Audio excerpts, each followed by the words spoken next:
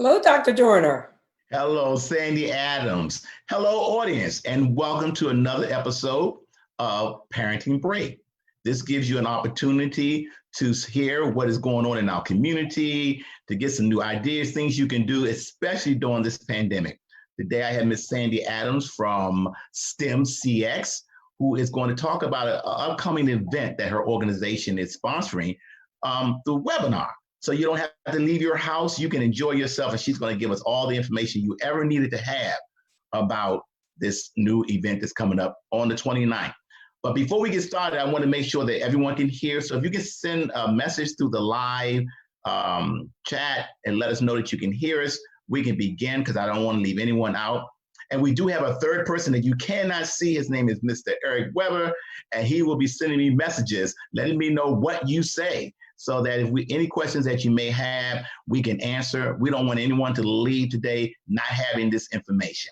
So I see that we are good. Okay, so Sandy, tell me a little bit about STEMcx. Okay, STEMcx stands for Science, Technology, Engineering, and Mathematics, which a lot of people have probably heard of. And our twist is that we add CX to the end. And the reason we do is the CX stands for Conference and Expo. Okay. And so we started back in about 2010 with just that. We gave really big conferences and expos for the kids in underrepresented communities, and that would be African American and Latino here in Baltimore City and surrounding areas. Okay. So we are a part of an organization called Transforming Lives Community Development Corporation, which is actually connected to the New Psalmist Baptist Church. And so we held our events there, and we had between 200 and 300 Baltimore City kids who fill that underrepresented group, and they would come in for the day. We had a keynote speaker. The first year we had Dr. Freeman Habrowski at UMBC, who was a speaker, fabulous speaker. And then we had a variety of workshops that the kids attended, and we ended up with an expo. What are the ages of it? What are the ages of the youth that are coming? So most of the kids there were middle school. We had a few high schoolers as well, and the event was totally free. We had now that's important. You should have said that at the beginning. Free. You hear that? That is free. Right. In fact, all of our events are free. We have wonderful sponsors. Kaiser Permanente is one of our biggest sponsors for most of our recent summer activities. Annie Casey Foundation has been a huge sponsor. And then we have a lot of sponsors from the tech field, like Lockheed Martin and Tigo Price and Northrop Grumman. And that is because they understand, as we do, that having kids from these underrepresented communities in the STEM field is necessary. And we're in dire straits. I mean, we have, in some cases, less than 5% of these fields are filled by people from underrepresented communities. And so they are partners with us to sort of help change that. Okay. And so our primary focus is the kids, but we also have a 2-day teacher conference that has been certified by the MSDE for CPU credits for teachers who are in the STEM fields. And we do parenting seminars as well, because we know the students really have to be represented, as you know, at the family tree from the whole village. That's right. To move ahead. That's excellent, yes. Yes. Okay, so tell me, with the pandemic, I know you guys are doing things a little bit different than what you've done in the past. Tell us about this new event that you have coming up. Okay, the event we have coming up is a webinar. So first I want to say, yes, we are doing things very different. Yes. I'm sure you are too. So we've been able to do a lot of really interesting things virtually. So we do things like every Monday, for instance, we run something called Monday Motivation, which has a STEM professional of color who comes on and tells you a little bit about what they do and gives some words of motivation for the kids. Every Friday, we do something called Charm City STEM, where we feature a STEM professional from an underrepresented group, and we give some information about them, and they answer some questions about why Baltimore is a charm city. because we believe it's a charm city. And in between, we do a lot of live interviews. So I think we've done about 7 this summer, with groups from doctors, students in med school, architects. We have one coming up with a beekeeper, all people, again, underrepresented communities. And these interviews are held by students who ask them questions. So I think on our website, and our website is STEMcx.wixsite, WIXSITE.com/kids. And I think they were going to put that up in the chat at some point. If you go there, you'll see links to all our social media. Please, please, please follow us and like us and subscribe to us, and you'll get a chance to see all that content. But let me tell you a little bit about the webinar that we're doing actually in conjunction with you at the Family Tree and Kaiser Permanente, who are co-sponsoring. And it's this Wednesday, the 29th at 6. And we've brought on some great guests. We have pediatricians, we have people from the Baltimore City school system, we have social workers, and we've called it How to Help Our Kids Navigate the New Normal. New normal, yes. And so we all see this new normal that's out there. That's right. And so we're going to be discussing everything from COVID to virtual learning to social justice protests. And as part of the process, when you register, again, it's free, you will be asked to submit questions. We're going to go through as many of those questions as we can with the panelists. And for those that we can't cover, we are actually going to get answers to those and have a FAQ on our website with those answers. So we're just encouraging as many people as possible to sign up, and we're going to try to get some of your questions answered. So tell me let's tell the parents, how can they register their kids so themselves? They would go, actually the Family Tree has a link on their website as well for registration. They can go to the website I just mentioned, which is STEMcx.wixsite, WIXSITE.com/kids. They can go to our Facebook site, which is Facebook/STEMcx. Any of those avenues, they can go and register. If they can't find them and they just want to email me at STEMcx@gmail.com, which is easier to remember, I can then send them the link to the registration. But any of those ways are ways to register. And what's the last day that they can register?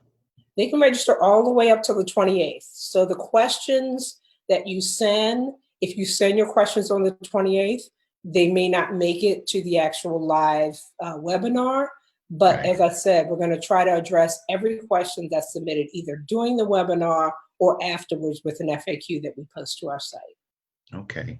There was a question came from someone, I don't know. They asked, how have your services with youth changed due to the pandemic? And how do you plan to support youth in the fall with continued distant learning? Our services have changed dramatically. So what we did before was in person. So what we've had an opportunity to do over the summer, which has been wonderful, has been virtual camps. So we have 4 virtual camps running. 2 of them are coding camps based on Scratch 3.0, which is a platform, a coding platform. And 2 of them are forensic camps. So we had camps focused on ages 7 through 10 and camps focused on ages 11 through 14. And they've actually worked really well. The coding camps we've kept pretty small because we want them to be very interactive. So we've had a total of 25 kids in the coding camps. The forensic camp is more of a sort of demonstration, even though it's also interactive. And so we've had a total of 50 kids in those camps. We had some volunteers do the coding camps. One of our volunteers is my husband, is Tyrone Adams, and he is the owner of a software company. So of course, this is his bailiwick. Another of our committee members, Ruby Huggins, again, is in this field, and she runs the coding camp. And we actually have, we partnered with the Baltimore City Police Department, their forensic lab, and they run the forensic camp. So Okay. we've gotten a great sort of opportunity through those experiences to learn a little bit about how the virtual learning camp experience works. And like I said, it's been wonderful for us. We also partner with the University of Maryland Mini Medical School. They did a virtual and are actually in the midst now of doing a virtual camp. And there were another 250 kids that we did through that.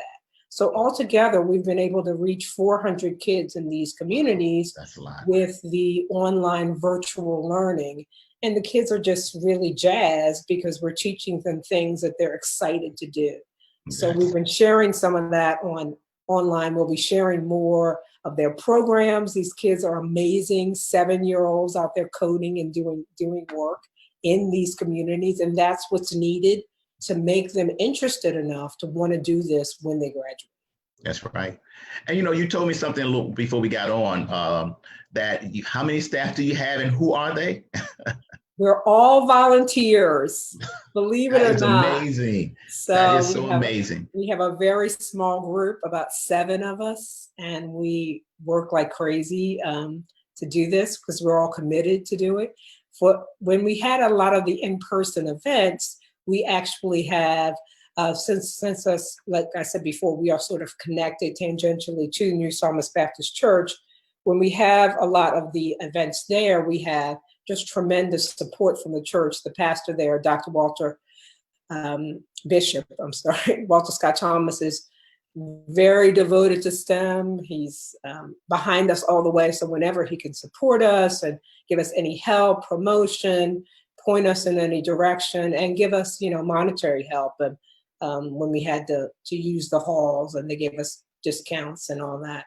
And Right. he connects us to a lot of people too. So we have help, we have partnerships. We work with UMB Cure and other programs to help partner with us. But the actual planning and work comes from our little tiny committee of 7, committed little committee.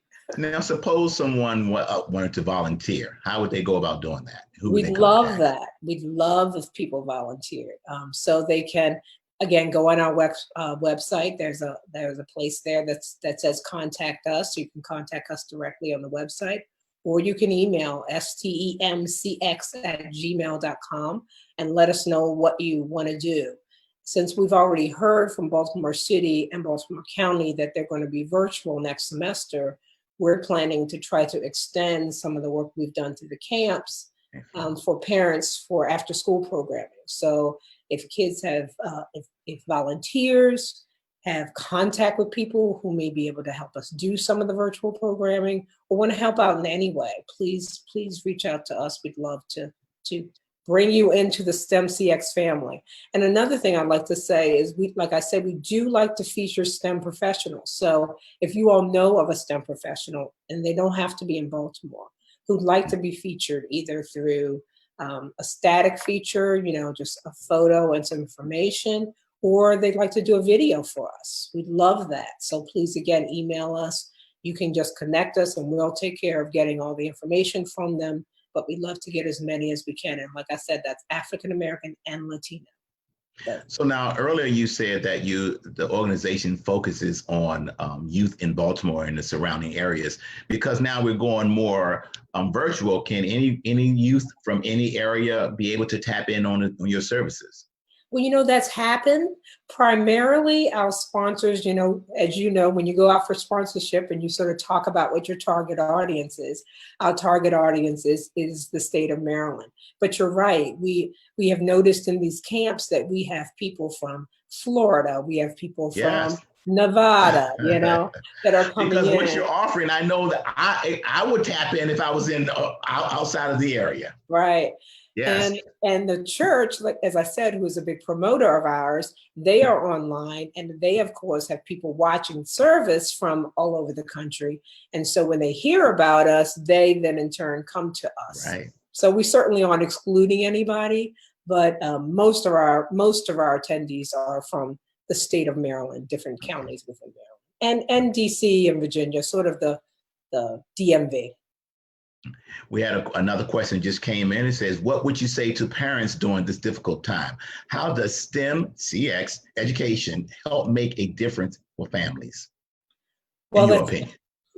I think that's really interesting because I was just listening to Dr. Fauci sort of talking about why people of color have such a high incidence of COVID. COVID. Mhm. And it was interesting because it's twofold. One is because they have not, we are overrepresented in poverty and in situations where we can't get the kind of medical care we need. And so in that way, having interest in STEM and having a career in STEM and working in a STEM field puts you in a position professionally to be able to, to pull you out of poverty, because that's the highest paid, most growing careers. Uh, Also, the careers that people of color tend to have in many cases are not those professional careers. So they put them in positions where they have to, and again, I'm talking about in a mass. Obviously, we have wonderful representation of people of color in professional fields, but I'm talking about as a whole, we have more of our community in fields where they have higher level of exposure. So I would say for the Right. long term, STEM is the way to go for those reasons. For the short term, the field can be really interesting and interactive for kids. I'm seeing these kids in the camps where they're learning coding, they're building video games. They're working not only online when the class is going on, but they're they're calling and wondering how they can do more, how they can, it's not just that they're sitting and listening to a lecture. So it's very interactive, as well as the forensic, very interactive. We call them detectives, and they're going through crime scenes, and they're testing DNA, and they're, doing things that really engage the kids. Right. So And I think what makes it so interesting is that these aren't your typical areas where our kids are usually want to go, like being a basketball player or or something. That this goes into an area that they're not, it's not common for them to discuss. So I think your guys are doing a great job with that. Yeah, and I think it also teaches them, what we're trying to do by showing them people of color in these fields is they may think they can't do it, but they really can. Exactly. None of these kids that are coming to us are, straight A students who are top of their class and have taken all this work before. They're just an average kid, and they're coming in and they're seeing, by being exposed the right way, That's right. they can actually do just like anything anybody else can do in the class. So And the other side, even if they don't, even if they decide not to go there, they know it exists. Right. And that might help for the next generation for them to get their kids involved in that, because now they know that it's out there. Right. Yeah. Right. Definitely. Okay. So can you tell me just one more time for the audience who may have missed this, what's happening on the 29th? We are having a webinar to answer questions that I know parents have to be having. I'm having them with my own daughter. What are you going to do to help our kids navigate the new normal? So that's everything from COVID and isolation that COVID brings, to the virtual learning that we're hearing is coming up now, to the social justice protests that are necessary, but kids are also sort of wondering how to have their voices heard with everything that's happening in the world. And so this seminar is to address that. It's to help parents, give them some resources, give them some guidance. We're going to have pediatricians, social workers, and people from the Baltimore City school system online to sort of give you some answers to questions that you are asking. So you're going to be asked to submit the questions, and we're going to be answering them. Great. Well, I'm going to tell you, I really pushed to have you on today because I think what you guys are doing is great for our community. And well, thank you, Dr. Joyner. I'm not going to have you on, Well, I feel the same way about the family tree. I ran across Stacy at the family tree at a function that another of our sponsors, T. Rowe Price, was doing, talking about toxic stress. And at that function, I said to her, we talked afterwards, and I was like, we have to work together on something, because you all are doing wonderful work down there too. As I told you earlier, you're doing God's work. And we got to get together and support these families and these parents and these kids. Well, Stacy's on watching right now, and she's sending a few messages to Oh, us. hi, Stacy. I knew we'd get together. Well, look, she's my supervisor, and she told me you're going to get her on here. Well, she's great. She's she helping us out with the webinar, and she jumped in with both feet, and she's really helped out. So I really appreciate that. Kaiser Permanente as well. So yes, great. So, is there any last thoughts that you had for the audience so they'll know? Just again, sign up. Please sign up. Please follow us on Instagram if you're on Instagram. Like us on Facebook. Subscribe to our YouTube channel and share. Take advantage of some of the content that's up there. Share that with your kids. We will get through this, but we get through it together. That's right. And this organization really believes in it takes a village to raise a group of people, not just kids, but a group of people, especially in these trying times. Okay, well, thank you, Sandy, for joining us. And I'm going to push one more thing. If you have anything that can assist this organization in anything that they're doing, I say volunteer. We need more volunteers. So please, if you can, please. Okay, Sandy, what we normally do during this time is we tell our audience goodbye by a good little wave at them, and then we end our show. We will be back on next week. I can't remember who's coming on, but please join us. Same time, same day. Thank you. Have a good day. Bye.